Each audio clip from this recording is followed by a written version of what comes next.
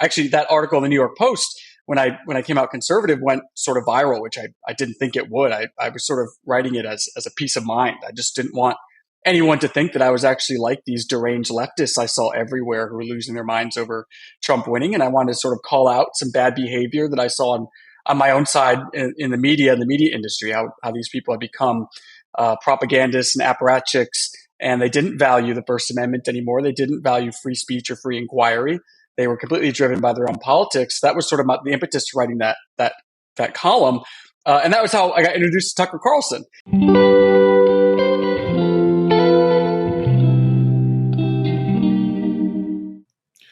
All right, we are joined today by Chadwick Moore, who is probably most famous on the scene lately as a biographer of the somewhat controversial Tucker Carlson. How are you doing today? Hey, I'm very good. Thanks for having me on. Good to be with you. It's great to be with you, but as I was reading the book, I was really, really interested in your story, because it seems like that you have kind of a parallel story, like your growth, your discovery, I don't know if I'd call it a shift or a coming out. I guess technically you've come out twice in your life, and one of them is probably worse than the other. Would that be a fair statement? Yeah, I would say, although, worse, I guess I could talk about the reaction. Yeah. So, I'm like a gay guy. I came out, when I was like in high school, and in middle America, and I'm 40 years old now. So, that was a non-event for the most part. I was celebrated and, never felt, oppressed or hindered because of that. In fact, it was, probably helped me in a lot of ways. And then, of course, I guess the other time you're talking about is in 2016 when I came out as conservative and came out in favor of Trump. And, I live in New York City. I'm a journalist. I worked in liberal media at the time. I was writing for the New York Times. I was editor at large for Out Magazine and The Advocate, which are the two big gay magazines. I mean, I guess they're probably trans magazines now, but at one time they were gay magazines. And then writing for other various liberal places like Playboy, etc.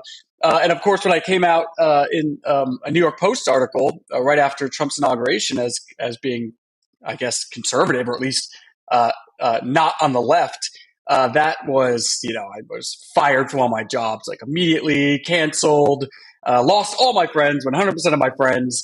And then, I had to live through the Trump years in New York and see what that was like when you're a Trump supporter in New York, in liberal, open-minded, tolerant New York City, and in the liberal, open-minded, tolerant gay community of New York City, what it's like when you publicly come out against the left in support of Trump, and how vicious and nasty, horrible, violent, and hateful those people actually are. And then, of course, on the right, I never have ever experienced any sort of hate like that over, just for being a gay guy or having once voted for Barack Obama or as I did. That was a little bit about my journey and my story. And actually, that article in the New York Post, when I came out conservative, went sort of viral, which I didn't think it would. I was sort of writing it as a peace of mind. I just didn't want anyone to think that I was actually like these deranged leftists I saw everywhere who were losing their minds over Trump winning. And I wanted to sort of call out some bad behavior that I saw on my own side in the media industry, how these people have become propagandists and apparatchiks, and they didn't value the First Amendment anymore. They didn't value free speech or free inquiry. They were completely driven by their own politics. That was sort of the impetus to writing that column. And that was how I got introduced to Tucker Carlson. His team saw that article and invited me on his show. And it was my first time on Fox, maybe like my second time on television. And we talked about that article. And then, for basically the entire 6 years of his program, I had become a regular guest on his show, culminating to me, well over a year now, 2 years ago now, starting to write this biography about him. That's fascinating. And I definitely want to get into that. I wanted to ask you one question. I've always had a theory that the best thing that ever happened to Republicans with the gay community was gay marriage. That as soon as it became legal, it took the wedge issue off the table that was out there, and that a lot of gays, and I don't know if that's a right way to say it, but a lot of gay people are actually pretty conservative, at least, financially, double income, no kids, not necessarily in love with taxes. Would that be a fair statement or observation? Yeah, no, I think you're really onto something. And I think one of the issues, one of the issues where I'm certainly on the side of the religious right, the Christian right on this is that, for me personally, the word marriage, I'm one of those people that doesn't think the government should have any say in marriage. I think it's a religious institution, and it should be, maybe it should have been fought on those grounds. That's maybe the more libertarian in me.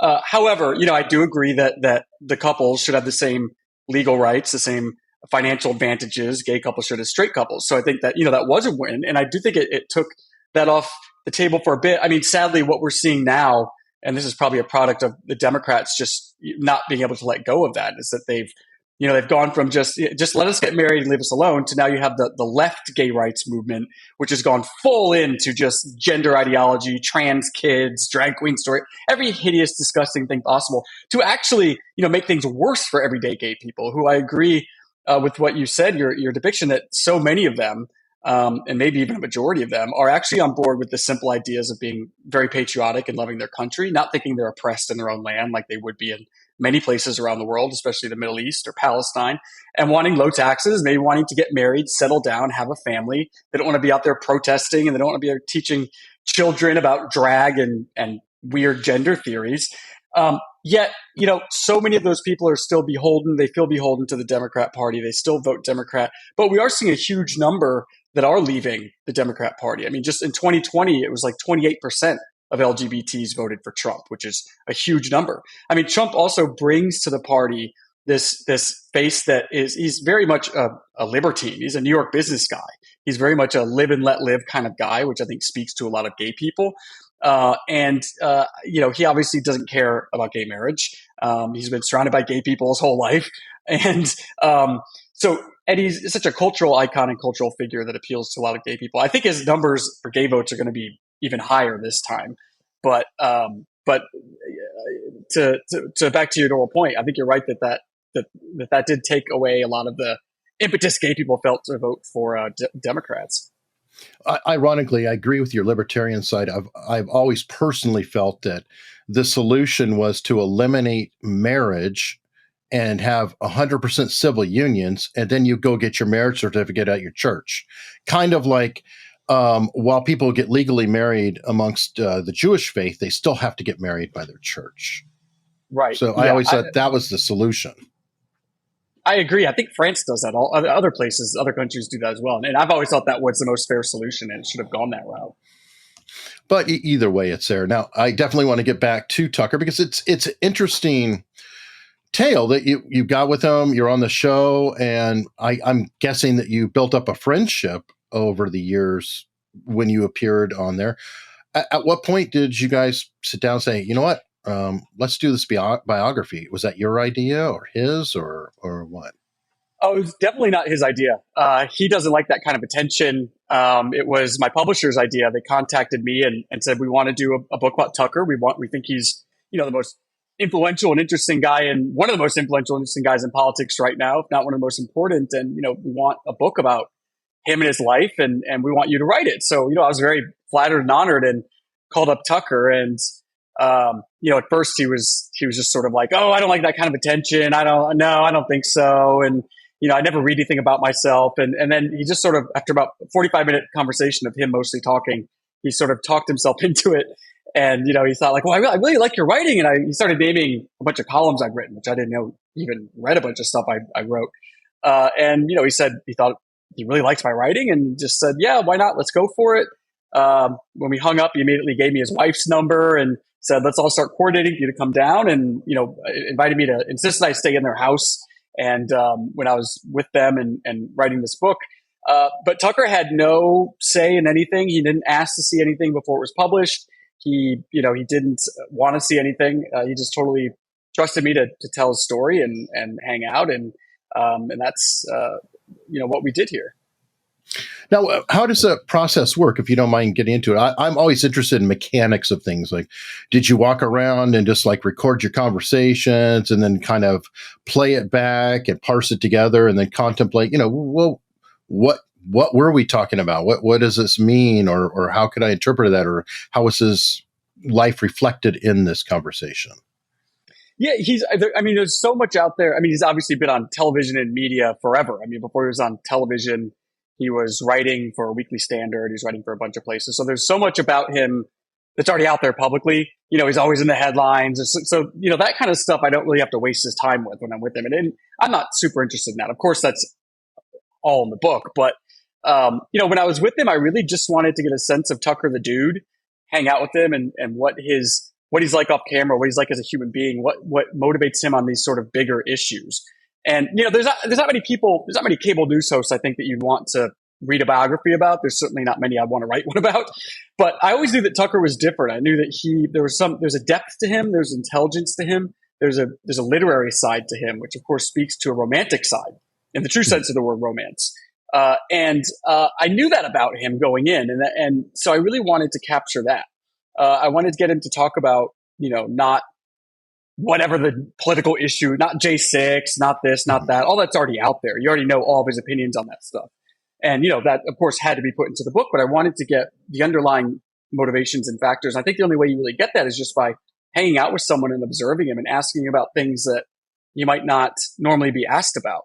I don't know, like one of my favorite conversations, we're sitting in his kitchen one morning drinking coffee, and he's sitting there in his underwear and the shirt he had on the night before. And we just started talking about trees. And he started talking about his favorite tree for like an hour. And it was just such a funny, interesting, and illuminating conversation because you get into a lot of other things about that. That gets into political issues like the climate and the green energy people, etc. If you're a big lover of trees like he is. So I want to put like tons of stuff like that into the book, which I thought were so sort of deep and interesting and fun and entertaining that you wouldn't see, on a cable news show, him talking about something like that. I mean, he's someone that I learned in the process of working about this. He is someone who definitely cares about these much bigger issues of faith, of family, of beauty, of morality, much more than just the news headlines of the day. But of course, whatever's happening in the news are downstream of those much bigger issues. There's much more societal wide issues that impact all of us.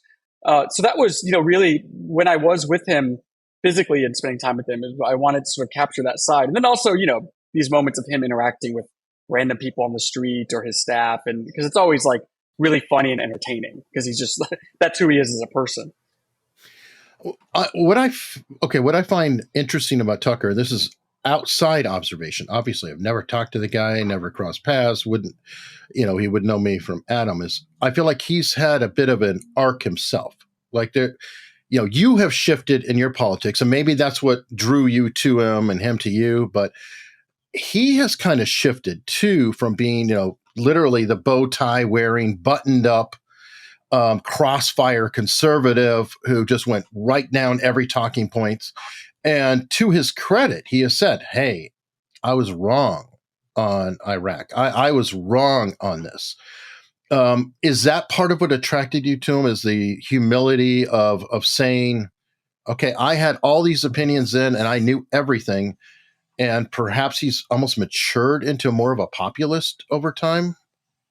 He has. And his show was always a home for, his Fox News show was always a home for the sort of the disaffected liberal like myself at the time, the person who speaks up against the mob, the person who leaves one side, the sort of free thinking set. Whenever somebody made a splash about, a Democrat who stood up to Democrats, they were always on the show. Tulsi Gabbard, for example, used to guest host the show. And she, of course, is famous for speaking out against the Democrat Party and leaving them.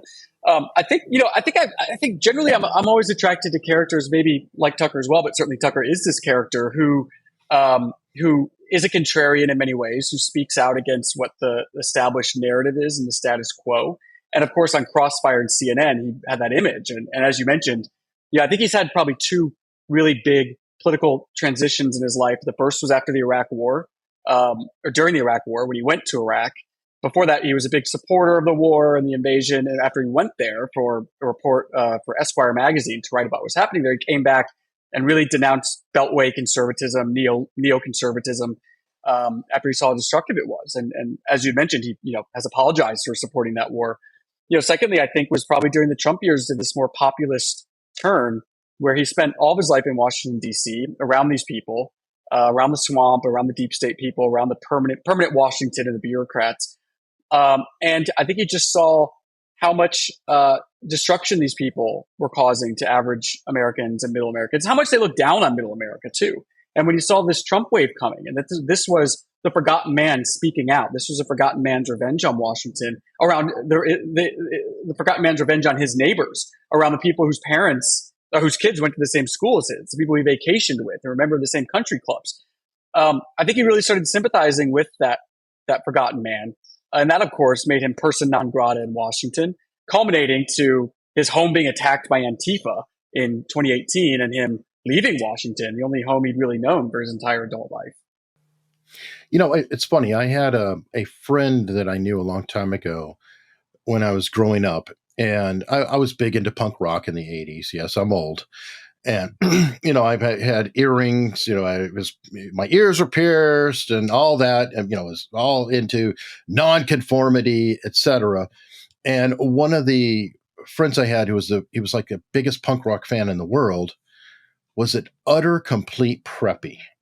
And I mean, we're talking penny loafers and polos, and yet he'd still be looking at, you know, listening to punk rock and everything. I was like, dude, what is wrong with you? And he said, I'm truly punk rock because you're trying to conform to another image.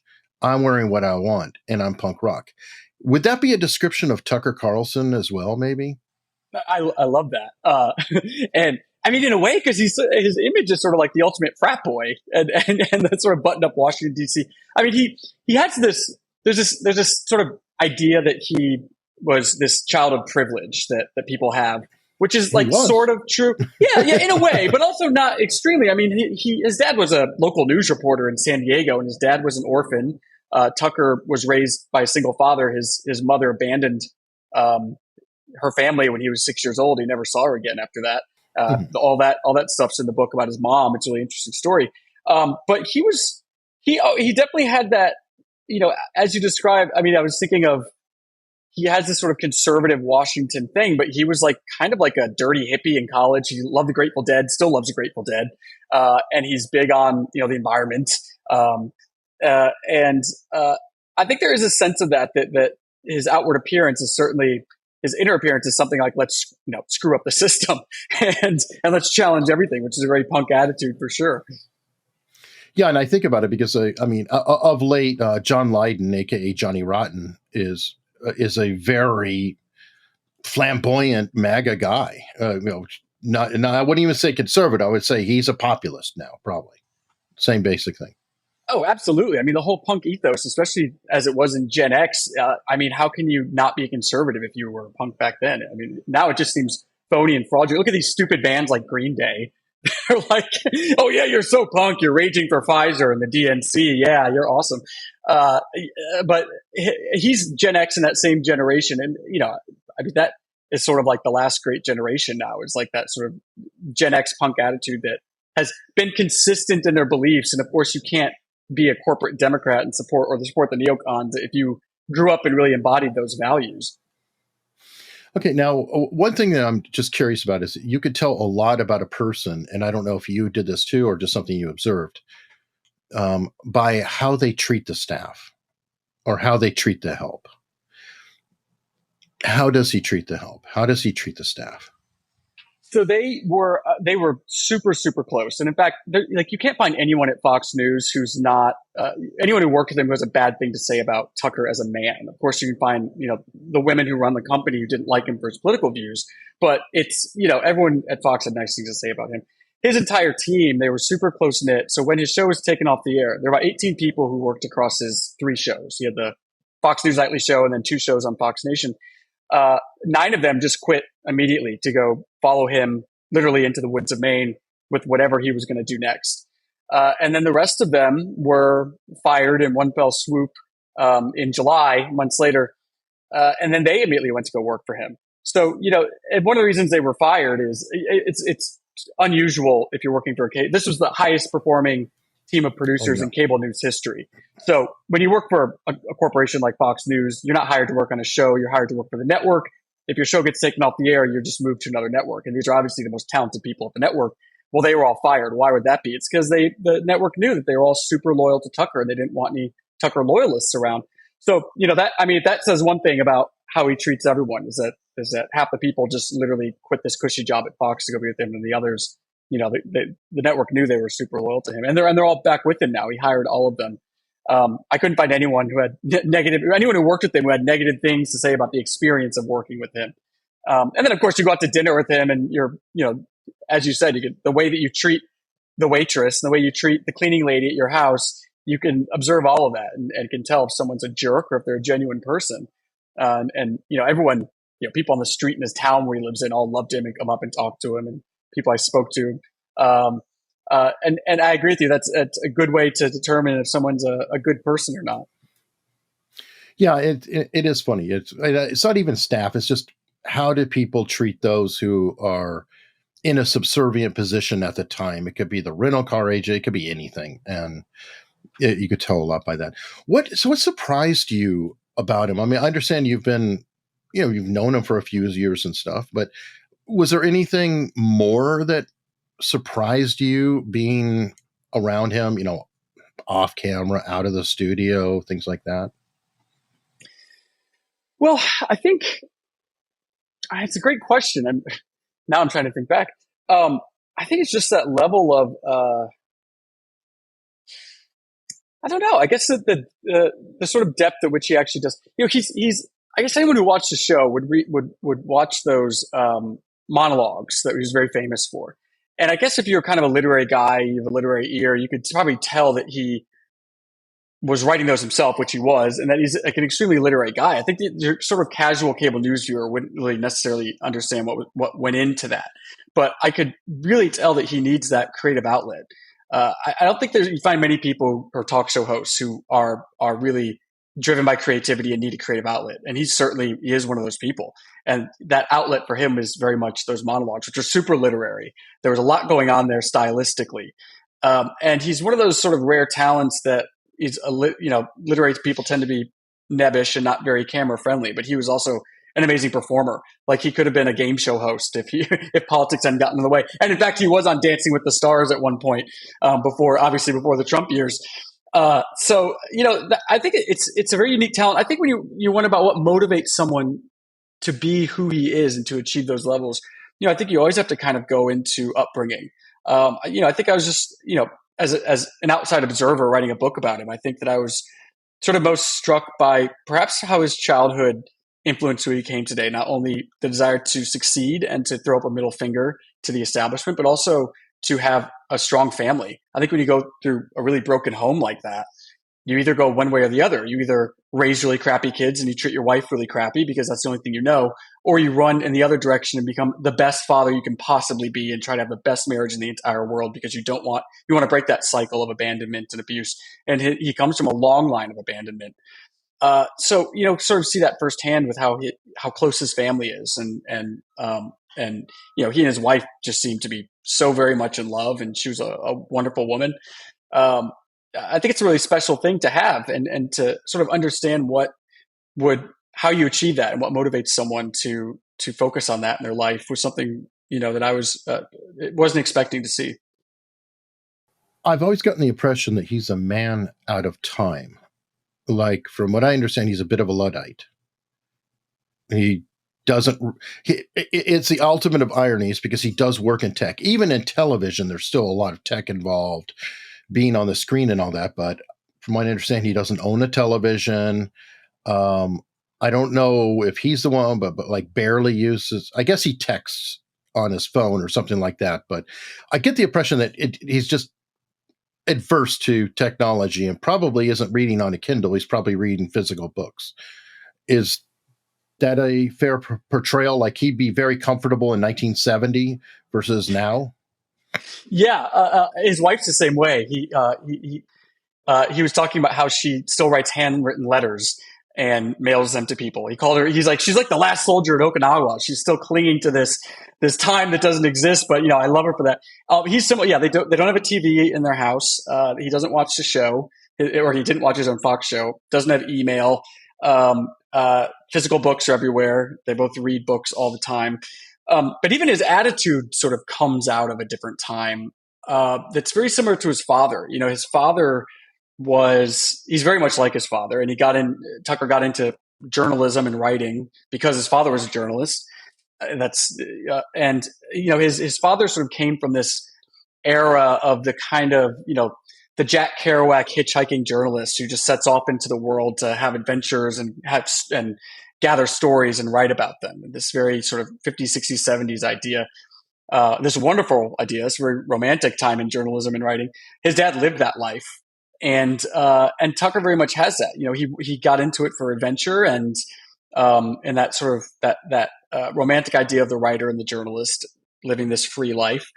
And then I think you sort of get older, you get on cable, and then you get a job at CNN, and you're not unable to do that as much, and then a job at Fox News, and you've got four children you have to support.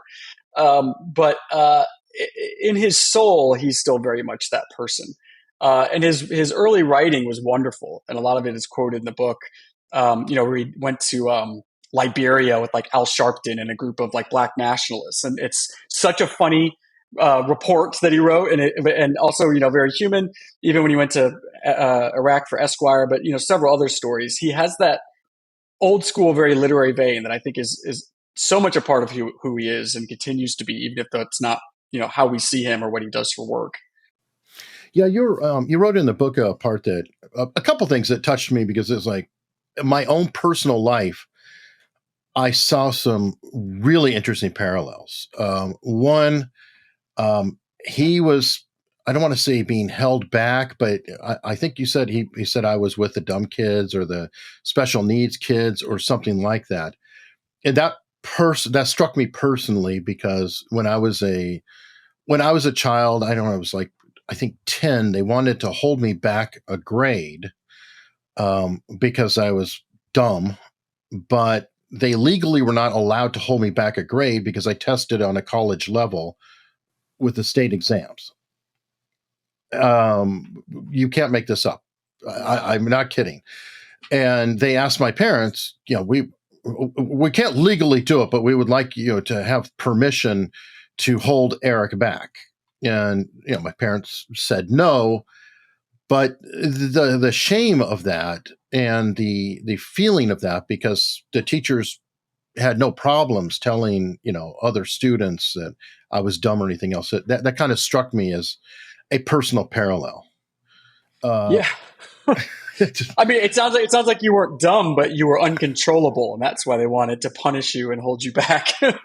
Yeah, well, I wasn't. I'm not going to say that I was, great with homework or anything like that. I would just, and why is Eric staring into space all day? And all I would do is just go home and read the stack of books that I got every week. Very much a parallel. Another one was, you talked about his time in Nicaragua, and I also was on a debate team later. That was interesting. But in Nicaragua, he was exposed to the people, and that might have been a profound influence that affected him even later to change his mind on Iraq. Like, that could have been some foreshadowing. I was in Cuba in the 90s when all the migrants were trying to come over here, and they wound up in Guantanamo Bay. I was caring for them, and I learned a ton just talking to them. And it's a stark lesson to talk to somebody who, I never graduated from college. I just went into the Army. Nothing behind me, nothing special, just a guy. And meanwhile, I have a guy working for me, a migrant, who has 3 degrees, speaks English fluently. I couldn't speak Spanish to save my life. I had no ability. And the only difference between him and I was where we were born. And that is a profound impact. Do you see that kind of an influence on Tucker that has maybe shaped him over time? Well, I think, he never graduated college officially, even though once he became famous, his alma mater put him on put him in the graduating class of that year, but he didn't actually graduate as they would do. I think that with what you're saying before, I mean, a huge part of Tucker's fan base, and one of the reasons why they hate him so much, is young people and young men, especially. I mean, young men are the most maligned and forgotten about group, and the situation you're describing, I think, is something that only affects young men, people who are not interested in schoolwork but are incredibly smart and talented. But this, the education system tries to beat them into, taking the test and paying attention when actually their talents are better used elsewhere. Tucker was diagnosed. I think he was diagnosed as dyslexic, and then, as you said, they tried to put him in the dumb kids school, or he was put in the dumb kids class. I think that's a part of his, that's a big issue for him, is the education system, especially with men. I mean, he says to young men all the time, tells them to drop out of college if they're not into it. But those circumstances that you're describing, I think it's a part of that anti-interventionist ideas that came to him during Iraq. But before that, when he was in Nicaragua, he was in college. He just went down there as a college student, and then ended up meeting P.J. O'Rourke and a bunch of his own personal heroes during that trip that became lifelong friends and mentors. But I think just that experience opened his eyes to foreign intervention. He was sort of watching what was happening with the Contras and the situation there at the time. All that stuff sort of, I think, carried on into the worldview he would eventually have. I have to say, I don't know if you mentioned it at any point, but the fact you said he was diagnosed dyslexic and the fact that he's such an avid reader really shows a pretty strong degree of discipline. Because, from what I understand, I'm not an expert on dyslexia, but reading is an extreme challenge for those who are dyslexic because the letters don't work right. And often they come out and they're very talented in being able to memorize things very well, observe things around them very well, simply because they're wired differently. The fact that he's such an avid reader, I find to actually be incredibly impressive. Have you ever thought about that? I did. I immediately thought about that when I learned he was dyslexic, and he was reading very adult books when he was 10, 11, 12 years old. And that is something that struck me as you said, the amount of discipline that would take. And also, I think probably an attitude of overcoming disadvantage or perceived disadvantage, which maybe he even thought growing up without a mother. And in his situation, another thing that he really sort of wanted to prove that he was, capable and could overcome something. I mean, he was reading, like War and Peace when he was way too young to be reading War and Peace. And even his dad remembered that, when he was 12 or 13 years old, he had a copy of War and Peace. And still to this day, I mean, he is an avid reader and talks about literature very freely and intelligently. Yeah, he should hang out with Jordan Peterson and discuss Russian literature, because I think I think the two of them both would have a lot in common. And Jordan's communistic art collection and whatever else. That would be an interesting meeting. I would love to see that conversation go down. Yeah. Okay. Were you already writing the book, or when did you start writing this book, I guess would be my question. It was spring of 22. So it was a year before, we started almost exactly 1 year before the show was taken off the air. And when the show was taken off the air, we were done. I had that week, I had one last phone call scheduled with Tucker to just tie up some loose ends, ask a couple questions. And then, of course, the show got taken off the air. So we pushed back publication, added a couple news chapters, and then then it came out that summer. We were basically done when all this stuff happened. It might be the wrong term, but I feel like you were kind of lucky as a writer for that to have happened before you had the book published, because I get the feeling that this happening to Tucker has changed him again, in terms of he has been a traditional mainstream media guy, literally from the 80s all the way until 2023. And now suddenly he's an alternative media guy doing things on X and things like that. Have you had any conversations with him where he might reflect on his thoughts of being outside of the mainstream versus inside, even though I felt like he was an outsider inside? I don't know if that makes sense. No, it does because he was. I mean, that was a part of his success. Is he brought he didn't he was zigging when everyone else was zagging on in mainstream media. He was not getting his content. Everyone, even on Fox, everyone gets. They open the New York Times. What are the top six stories on the front page of the Times? That's what we're talking about today. If we don't talk about these top six stories according to the New York Times, then people are going to think we're stupid and uninformed. But he was always someone that said, I don't care what the New York Times is saying. I'm going to decide what's interesting and important, and I'm going to decide what the top stories of the day are. And a lot of that stuff was coming from what people on the internet were talking about, what people in alternative media were talking about, that nobody on cable news had any idea was going on. So he was always someone who brought the internet to cable, the internet to mainstream, and then brought, cable to the internet. He was always trending on cable. So he was, very well positioned when this happened. I mean, like Don Lemon loses his show on CNN, tries to go to the internet, and nobody cares except to make fun of him because it's a totally different audience, a totally different world, a totally different format. But Tucker was always plugged into what people were talking about in alternative media and bringing that to the mainstream. I think that's one of the ideas why his show getting canceled felt like, people knew he would go on and do something else, but it felt like such a death in many ways because that voice was now absent from the mainstream. And our leaders were, they very much, although most people are on alternative media, they're watching shows like yours or looking at things on X. Our leadership class still only cares about what happens on mainstream media and on cable news. So when Tucker was removed from that, it was that perspective and that voice and those topics that disappeared. And I think no longer really had the ear of our leaders. They don't really care what someone on Twitter is saying or what have you. So, I think he was well positioned to do that. But in terms of the book, I mean, it felt like if it then suddenly really became the Tucker origin story, because a lot of people would say that origin story stopped when he got onto Fox News or whatever else. But the Tucker origin story really ended on April 23rd, 2023, when his show was taken off the air. And then now is the sort of next act that we've seen since he launched his own network and Twitter show. I think that all that's still sort of playing out. I don't really know exactly how successful it is. He gets tens of millions of views. I don't really know financially what it looks like. I plan to find out, but I don't really know. I think he's still sort of figuring it out and trying to navigate it. I think one thing I've noticed that's a little disheartening but very expected is that now that Tucker is an alternative media person, alternative media figures will suddenly attack him because he's competition. Whereas when on cable, Sure. he was only celebrated by those people because he wasn't competition. They could use him for content. I think he's probably seeing that happen. The Ben Shapiro's and like that are trying to take him down.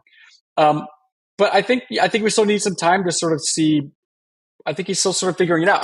Not from what he tells me, but just from what I'm observing. One of the things is I think that part of his popularity was, because a lot of people would even hate watch him, I believe. But he seems sincere in what he's saying and at least honest. And there seems to be a lack of honesty, in my opinion, in mainstream media. So when people watch Tucker, they might hate what he said, they might love what he said, but they felt like he actually was giving his opinion at the time. Without him there, and you're a journalist too, so this goes straight to you, him.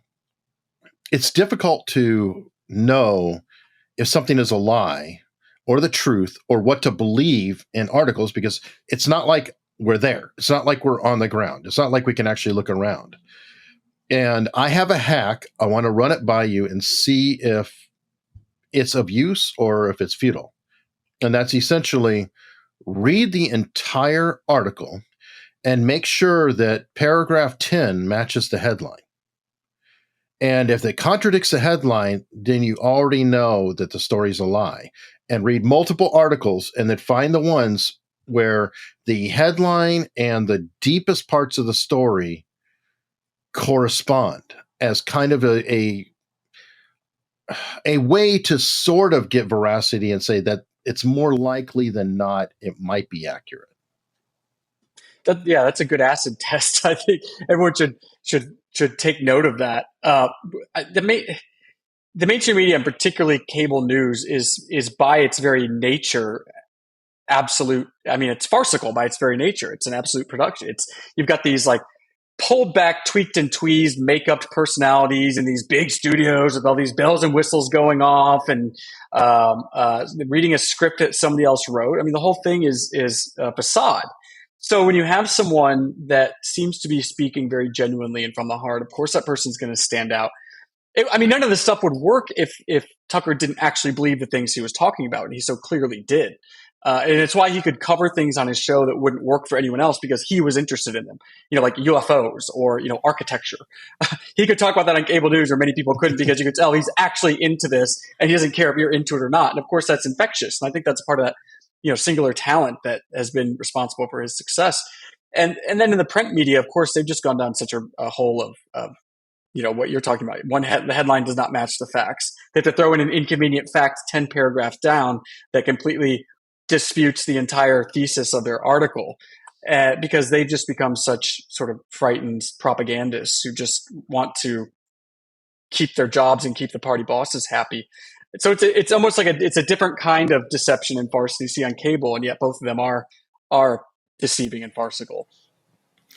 Okay, now I always like to wrap up with this basic question, and that's, what is the one question that I should have asked you, but I did not?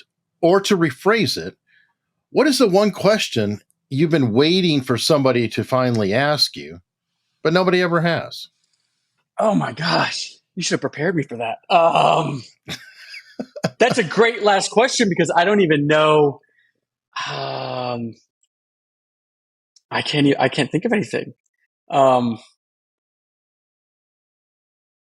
I'm stumped right now, but it's a really wonderful question. It's not meant as a gotcha. It's just not at all. Because I feel like everybody, or many people, they have something, and it's like, why don't they ask me about this? What's going on? I feel like there's always that thing out there, and we don't necessarily get a chance to observe it or see it. And why not just ask for help?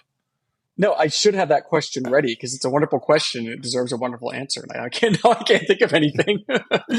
No worries. We'll go with this one then. Where can people find you? Oh, all right. You can find me on X at Chadwick_Moore, or you go to chadwickmoore.com. That's where I post most of my articles. And then the book, tuckerthebook.com. You can find all your links there. You can get it at Amazon, Barnes & Noble, Books A Million, all those places, or direct from the publisher if you don't want to give Jeff Bezos your money. And that link is at tuckerthebook.com also.